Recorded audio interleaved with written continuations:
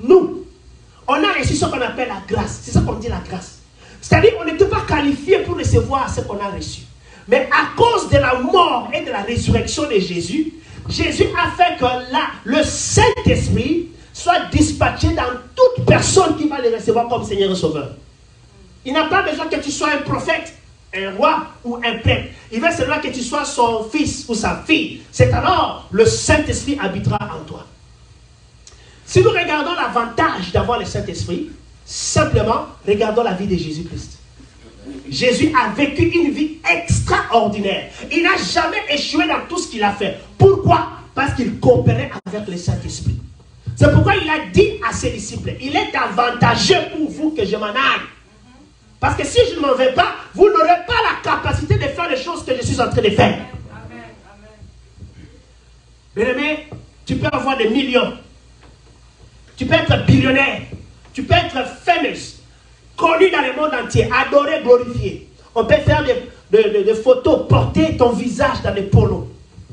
Mais une personne qui a le Saint-Esprit, un être humain qui est habité par le Saint-Esprit, il est dangereux plus que l'armée américaine. Amen. Nous les chrétiens, nous ne comprenons pas ce que nous avons. Ou nous ne considérons pas ce que nous avons. Si tu veux comprendre pourquoi avoir le Saint-Esprit, regarde la vie de Jésus. Jésus n'a pas mené une vie normale, non parce qu'il était Jésus, parce qu'il avait le Saint-Esprit. Et il a dit à ses disciples, n'allez pas témoigner aux gens là-bas que vous étiez avec moi pendant 3 ans, on a mangé ensemble. Non, non, non, ils n'ont pas besoin de ça. Ils ont besoin de signes et de prodiges. Ils ont besoin de la démonstration de la présence de Dieu. Ils ont besoin de la réponse. Lorsqu'on prie, Dieu nous répond. Lorsqu'on parle, il nous écoute. Lorsqu'on est malade, on l'appelle, on est guéri. Lorsqu'on a des problèmes, on invoque, il nous donne la solution. Lorsqu'on ne comprend pas les choses, les Saint-Esprit vient nous donner la révélation. Lorsque toutes les portes sont fermées à cause de nos erreurs, à cause de ceci, on n'a pas de relation, mais à cause du Saint-Esprit, les portes surnaturelles seront ouvertes. Parce que tu ne seras pas une personne normale. Non. On ne peut pas te contrôler. La sorcellerie ne peut pas te manipuler. Parce qu'une personne qui est habitée par le Saint-Esprit, il devient Dieu pour les autres. C'est pourquoi il a dit à Moïse, je ferai de toi Dieu de Pharaon et Aaron ton frère sera ton prophète. Parce que Moïse est habité par le Saint-Esprit. Et Dieu a fait de Moïse un Dieu. Pourquoi? Parce qu'il avait le Saint-Esprit. Amen. Quand tu as le Saint-Esprit, bien-aimé, tu auras des combats? Oui. Tu auras des problèmes? Oui. Beaucoup même. Tu seras malade? Oui. Mais parce que tu as le Saint-Esprit, tu sortiras vainqueur. Amen. La victoire sera ta finalité. Yes. Le succès ou la réussite sera ton résultat. Parce que tout simplement, tu as le Saint-Esprit. Yes. Les pharisiens qui ont arrêté Pierre et Jean, ils ont dit, on les reconnaît des hommes sans instruction. Mais comment ils peuvent parler avec certitude des choses de Dieu? Parce qu'ils étaient remplis du Saint-Esprit. Dans un mariage, lorsque le Saint-Esprit est dans le couple, vous n'avez pas besoin de conseils des pasteurs. Oui? Vous n'avez pas besoin de conseils des pasteurs, vous n'avez pas besoin de conseils des parents, tu n'as pas besoin d'accuser ton mari chez ton beau-père ou ceci là. Vous n'avez pas besoin de ça. Parce que le Saint-Esprit, la Bible dit, il nous convainc en ce qui concerne le péché. Parce que j'ai le Saint-Esprit, je serai humble à reconnaître mes erreurs. Amen. Une personne qui a le Saint-Esprit, c'est une personne qui est humble. Quand on lui dit que sœur, tu as mal fait, elle dit pardonnez-moi. Ça est là. Mais quand toi tu cherches toujours à avoir raison, toi qui connais tout, frère, tu as un problème. Amen. Tu as un problème. Le Saint-Esprit va te parler, te dire que tu t'es mal habillé. Tu n'as pas besoin que quelqu'un te reproche. Le Saint-Esprit va te dire que tu as mal répondu à ton mari. On ne parle pas comme ça à son mari. On ne parle pas comme ça à sa femme. On ne parle pas comme ça à son pasteur. On ne parle pas comme ça à ses fidèles. Ah oui, parce que le Saint-Esprit à nous doit se manifester dans notre caractère. Et le caractère d'un enfant de Dieu, le premier signe que vous devez regarder et rechercher, l'humilité. La Bible a dit l'humilité fait quoi? Précède la gloire. Une personne humble, c'est une personne dangereuse. Oui, très dangereuse. Pourquoi? Parce qu'une personne humble, c'est comme ces deux bouteilles ici, je peux vous donner un exemple. Ici il y a l'huile, ici il y a l'eau. Si je vidais ici, ça va être vide. Une personne qui est orgueilleuse, c'est cette bouteille d'huile ici. Et une personne humble, c'est cette bouteille ici. Maintenant, quand la personne qui est humble, qui avait raison, mais la personne vient vers toi pour te demander pardon. Toi qui as tort, toi qui es censé à demander pardon, mais on vient te demander pardon. En esprit, ce qui se passe, Dieu prend tes bénédictions et donne à la personne. Parce que la personne est humble. Tu ne peux pas être habité par le Saint-Esprit et être arrogant. Non, impossible. Je vous dis impossible. Tu ne peux pas être habité par le Saint-Esprit et ne pas écouter les conseils des autres. Si ce sont de bons conseils, tu dois écouter et les mettre en pratique. Parce que le Saint-Esprit, aujourd'hui, il ne parle pas que dans une seule personne. Le Saint-Esprit, aujourd'hui, parle à tout le monde. Peu importe comment je peux prophétiser sur vous. Peu importe comment je peux prêcher. Mais toi aussi qui as le Saint-Esprit, tu peux bien me prêcher, bien me parler, bien me conseiller aussi. Parce qu'on a le même esprit. Il n'y a personne qui est supérieur à l'autre. C'est seulement les grâces sont différentes et les responsabilités sont différentes. C'est pourquoi on les assume. Mais celui qui est derrière la caméra, il n'est pas moins que le pasteur qui se tient devant la caméra. Parce que sans cette personne-là, je ne peux pas être vu dans le monde. Amen. Amen. Alors le Saint-Esprit à nous va nous aider à comprendre notre place et notre rôle et notre apport dans l'œuvre de Dieu, dans la famille et dans la société. Surtout comme les mamans, je parle toujours aux jeunes filles quand elles veulent se marier. Je dis, qu'est-ce que tu vas apporter de plus dans la vie de cet homme? Ça aux femmes. Qu'est-ce que tu vas apporter de plus dans la vie de cet homme qui n'a pas? Je dis toujours, apporte Dieu. Amen. Amen Dieu. Mets Dieu dans la vie de ton mari. C'est le dimanche, prends ton mari par la main. Allez à l'église. Allez prier. Dis non, non, papa, aujourd'hui c'est le jour de Dieu. On doit aller prier. Oh, je suis fatigué. Si tu meurs aujourd'hui là, qui va te ramener la vie? Si ce n'est pas Dieu. Le souffle de vie que tu as là, qui te donne? L'argent que tu fais là, qui nous donne ça? Alors pour qu'on aille adorer Dieu pour 2 ou 3 heures du temps, tu dis, ah, papa, lève-toi, lève-toi. Et ton mari va savoir déjà que, ah, aujourd'hui si je ne pars pas à l'église, je vais avoir des problèmes avec ma femme. Oui. Et le jour où tu ne seras pas là, ton mari va commencer à pleurer une chose. Ma femme m'a montré Dieu. Amen. Tes enfants vont commencer à pleurer une chose. Notre maman nous a montré Dieu. Parce que tu as qui? Le Saint-Esprit. Comment on peut avoir le Saint-Esprit? On a trop de problèmes dans notre petite communauté. Comment? Parce qu'on est hypocrite. On parle des autres quand ils ne sont pas là. Et quand ils sont là, on fait semblant de les aimer. Ça, ce n'est pas une personne qui est habitée par le Saint-Esprit. Une personne qui est habitée par le Saint-Esprit ne parle pas derrière quelqu'un. Avec respect, avec amour, face à face, on va se parler, on finit là. Une personne qui n'est pas habitée par le Saint-Esprit, c'est une personne qui critique les gens toujours derrière leur dos. Et quand on te critique à propos d'une tierce personne, sache qu'il va aussi aller parler de toi à une tierce personne.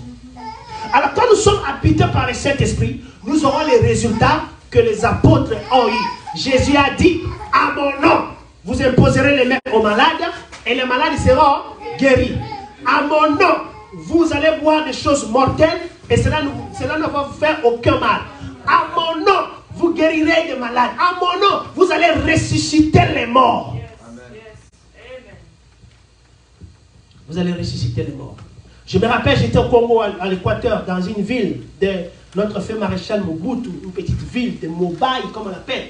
Il y avait une maman qui était venue au séminaire, mais parce qu'il y avait beaucoup de gens et j'étais fatigué, on m'a amené à la maison pour me reposer. Cette dame l'a dit que je ne rentre pas si je ne vois pas ce pasteur-là.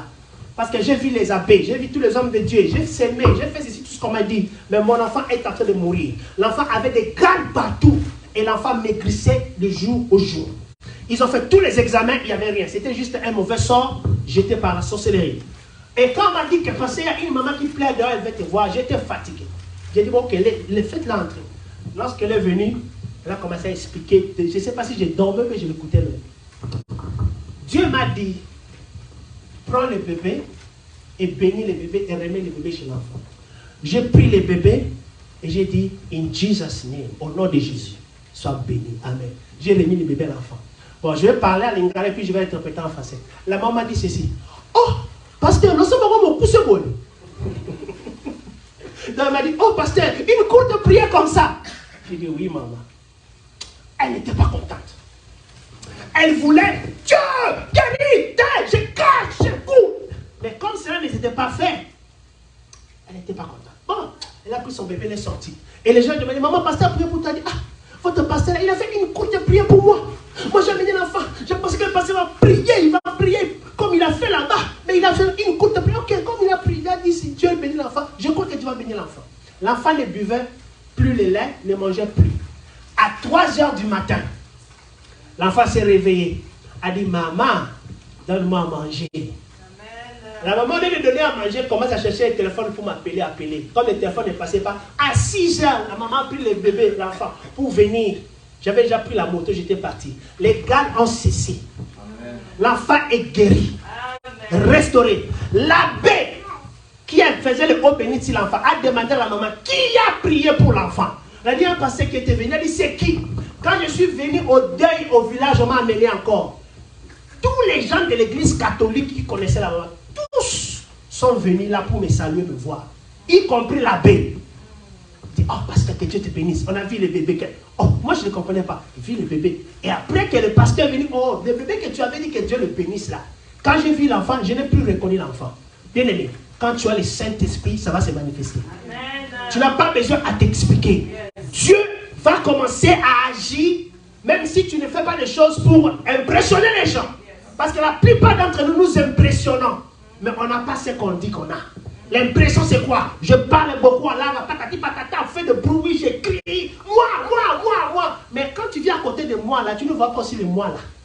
Amen. Amen. Dites avec moi, l'humilité précède la gloire. Et l'orgueil précède la chute. Maintenant, quand il parlait en langue, comme j'ai dit, je vais toucher un peu là ces points-là, puis on va prier. Dieu avait voulu que les gens qui étaient venus là comprennent qu'il y a quelque chose qui se passe là. Nous, toutes les langues que nous parlons là, les démons écoutent. Il n'y a aucune langue que tu peux prier dans cette langue-là que les démons ne peuvent pas écouter. Oh, anglais, oh, français, oh, la langue chinoise, oh, la langue natale, whatever, la langue maternelle, les démons vont écouter tes prières. Mais quand tu commences à prier en langue, si c'est la langue qui vient de Dieu, parce qu'il y a des langues des démons. Ah oui, il y a des langues des démons. Et il y a la langue de Dieu. Quand tu commences à prier en langue, comme je vous avais dit, la première des choses qui va commencer, c'est quoi? La fumée, en esprit. C'est la fumée qui va commencer à sortir en toi. Et la fumée là est en train de faire ce qu'on appelle la purification spirituelle. Dieu est en train de te purifier pour que tu entres dans la dimension spirituelle. La fumée, comme tu continues à prier, quand tu continues à persévérer, après la fumée, pouf, la flamme va s'allumer en esprit. La flamme, après, boum, tu seras maintenant entouré par le feu. Et tu deviens le feu. À ce moment-là, tout ce que tu dis, ça se réalise. Amen. Tout ce que tu touches, ça prospère. Yes. Tout ce que tu fais, ça marche. Yes. Parce que tu deviens qui? Le feu. Yes. On peut jouer avec l'eau, on ne joue pas avec le feu. Amen. On a la piscine, il y a l'eau. On n'a pas la piscine de feu jusqu'à présent. Amen. Parce qu'on ne joue pas avec le feu. Si tu t'approches du feu et tu veux toucher au feu, tu seras brûlé. Amen. Et c'est la vie que Dieu veut que nous menons. La vie du feu. Mais comment on peut mener cette vie? Rien que parler ça, le Saint-Esprit. Le Saint-Esprit nous a été donné parce que sans le Saint-Esprit, nous sommes les sujets du diable. Le diable contrôle ce monde. On l'appelle le prince de ce monde. Il contrôle ce monde dans presque toutes les couches de la vie. Mais c'est lui qui a le Saint-Esprit en elle ou en lui. C'est lui qui vit avec le Saint-Esprit. Va mener une vie exceptionnelle. Va mener une vie qui va amener la vie avec la mort. Tu vas mener une vie qui va amener la solution avec les problèmes. Tu vas mener une vie qui avait la qui va amener la réconciliation là où il y avait des discordes. Amen. Parce qu'on a le Saint-Esprit. Maintenant, notre Saint-Esprit d'aujourd'hui là, c'est quel genre de Saint-Esprit qu'on a qui ne fait que donner des problèmes aux gens? C'est quel genre de Saint-Esprit qu'on a qui ne fait que nous diviser entre nous?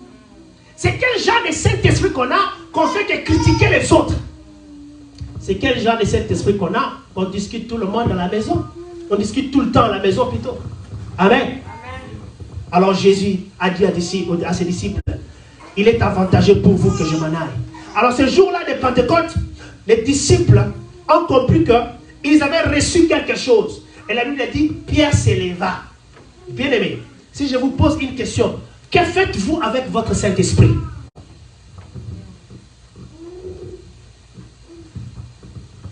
Que faites-vous avec votre Saint-Esprit? Qu'est-ce que votre Saint-Esprit vous dit de faire? Ou comment il vous conduit? Dans quelle relation il vous amène? Dans quelle dimension il vous porte? Amen. Le Saint-Esprit n'est pas un esprit de spectacle. Aujourd'hui, nous, les serviteurs de Dieu, on veut les spectacles. Je vais prier, les gens vont tomber, les gens vont crier, ils vont commencer à vomir. Ah, tu as vu, hein? Je suis un homme de Dieu. Tomber et se lever ne veut pas dire que Dieu t'a touché. Écoutez ça très bien. Peu importe la manifestation que la personne peut présenter pendant la prière, ce n'est pas ça qui est la solution. La solution, c'est après la prière, qu'est-ce qui est arrivé? Après cette prière-là, est-ce qu'il y a changement ou pas? Manifester, rouler à terre, crier, vomir, tout ça là, ok. Ça, ce sont des spectacles. Mais c'est le résultat qui compte. Quand Dieu te touche, ou le Saint-Esprit te touche, il doit y avoir un changement. Dans ton mariage, dans ta vie, dans ta carrière, dans je ne sais pas quoi, il doit y avoir un changement. Pourquoi? Lisons Luc chapitre 10, verset 19. Je pourrais clôturer par là. Luc chapitre 10, verset 19. Luc chapitre 10, verset 19. Alléluia. Comme un torrent qui déborde ses rivages, souffle esprit de Dieu. Luc, le chapitre 10, le verset 19 nous dit ceci. Voici, je vous ai donné le pouvoir de marcher sur les serpents et les scorpions et sur toute la puissance de l'ennemi, et rien ne pourra vous nuire. Amen. Amen. Voici, je vous ai donné le pouvoir de marcher sur qui? Le serpent. Sur qui encore? Sur qui? Les scorpions. Et sur quoi? Sur toutes les puissances de l'ennemi. Et rien Ne pourra vous nuire. Et rien ne pourra vous nuire. Parce qu'on a qui? On a le Saint-Esprit. Quand tu as le Saint-Esprit, le poison ne peut pas t'emporter. On peut t'empoisonner, mais tu t'en sortiras vivant. J'ai un ami pasteur au Congo, il n'y a pas longtemps. Là où il louait, les bailleurs et sa famille ont comploté, ainsi que le pasteur qui travaille avec lui, de l'empoisonner. Et l'empoisonner avec quoi? Acide, s'il vous plaît. Vous voyez les cœurs de l'homme. Et tous ce sont des chrétiens. Ils ont mis l'acide dans la nourriture du pasteur. Et pas une fois, 3 fois. Le pasteur a mangé. Très tôt le matin, tout le monde était debout. Parce qu'ils savent qu'il y a quelque chose qui va se passer à la maison là-bas. Quelqu'un va crier. Ils voient l'homme sort. Ils ont dit, où vient? Il n'est pas bon. Ils ne connaissaient pas. Ils ont préparé. Homme de Dieu. Aujourd'hui, on a fait Tchakabades. Par contre, Dieu, on a fait Tchakabades. On a mis le pondou avec le haricot ensemble. Pasteur. Ils ont mis l'acide. Ils ont tourné dans la nourriture. Le pasteur a mangé. Rien. 3e fois, ils se sont réveillés et même qu'ils sont allés dire au pasteur, tu es un sorcier, quitte notre parcelle. Parce qu'on t'a empoisonné 3 fois et tu ne meurs pas. Tu es un sorcier. Donc, et des sorciers, ils ont dit maintenant que c'est le passé qui est devenu sorcier. Vous voyez? Parce que quand tu as le Saint-Esprit, Dieu va démontrer qu'il est avec toi. Amen. Et aussi, Dieu aussi peut permettre que son serviteur aussi meure par poison. Ne confondez pas. Vous savez pourquoi? Souvent quand quelqu'un est malade, un chrétien ou un serviteur, on prie, on demande la grâce de Dieu. Mais je vais vous dire un mystère. Il y a certaines personnes, pour qu'ils entrent au ciel, ils doivent entrer par le chemin de la maladie. Quand ils sont malades, tous les sens de leur corps, ça va plus manifester comme ça. Ça va plus fonctionner comme ça fonctionnait. Par exemple, s'il était un homme qui n'avait pas de contrôle au niveau des femmes, maintenant comme il est malade, même les désirs sexuels ne vont plus fonctionner en lui. Parce qu'il est malade. Alors, cette capacité-là, cette dimension-là que Dieu a amené l'homme, vous pouvez prier pour lui. Mais Dieu ne le guérit pas. Ce n'est pas parce que Dieu n'écoute pas vos prières. C'est parce que Dieu sait, si je le guéris, je vais le perdre. Alors, avec cette maladie, il va entrer au paradis. Dieu va te laisser mourir avec cette maladie-là. Amen. C'est pourquoi qu'on prie pour les chrétiens. Je ne dis pas les femmes, pour les chrétiens. Parce qu'il y a une différence, prier pour un chrétien malade et un païen qui est malade. Il y a une grande différence. Quelqu'un qui prie et quelqu'un qui ne prie pas. Quand ils sont malades, il y a une grande différence. Quand un chrétien est malade, pour prier pour lui, il faut d'abord demander l'esprit de discernement. Seigneur, est-ce que c'est ta volonté que je prie pour cet homme? Ou que je prie pour cette femme? Ou que je prie pour cet homme? C'est ta volonté. Et quand Dieu maintenant va te répondre, c'est-à-dire que la solution est déjà là. Oui. Et à certaines personnes, pour qu'ils entrent au ciel, ils vont entrer au ciel par la voie de la maladie. Parce que c'est ça là, c'est là ils vont garder la sainteté. Ils vont garder la pureté. Ils vont garder la crainte de Dieu en eux. Ils vont entrer au paradis. Mais, si ce n'est pas la volonté de Dieu, frères et sœurs, résiste, chasse. Dieu docteur, en tout cas, c'est une mauvaise adresse. Le cancer a une mauvaise adresse. Ça, ce n'est pas le temps. Ça, ce n'est pas mon corps. Ce n'est pas ma maison. Parce qu'il m'a dit que je ne serai pas malade. Et il m'a dit que je ne mourrai pas cette année. Alors, c'est que toi, tu me dis là, votre appareil a commis une erreur. Je ne suis pas malade. Parce que tu sais que ce n'est pas la volonté de Dieu. Et avec le Saint-Esprit en toi, alléluia. Dis avec moi, je vais encore amplifier ma relation avec le Saint-Esprit. J'avais dit à un jeune frère, il a dit que non, il veut servir Dieu, mais c'est comme si son pasteur est en train de l'empêcher. Dieu lui a dit d'aller ouvrir le ministère. J'ai dit, frère, le Dieu qui t'a parlé là, dis-lui d'aller parler à ton pasteur. Oui, si Dieu t'appelle à faire quelque chose, de sortir et commencer une église, et que ton pasteur ou le prophète, l'apôtre, celui qui vous conduit comme votre père, n'est pas d'accord. Si c'est Dieu qui te parle, il va parler à cet homme-là. Laisse-le. C'est son temps d'aller. Et il va même te soutenir. Parce que cela vient de qui? De Dieu. C'est comme ça qu'il a dit dans l'église d'Antioche, mettez-moi à part Paul et Barabbas. Parce que je les ai appelés pour un ministère spécial. Dieu a parlé. Bien aimé, est-ce que les choses que nous faisons aujourd'hui, est-ce que c'est Dieu qui nous parle? Quand je venais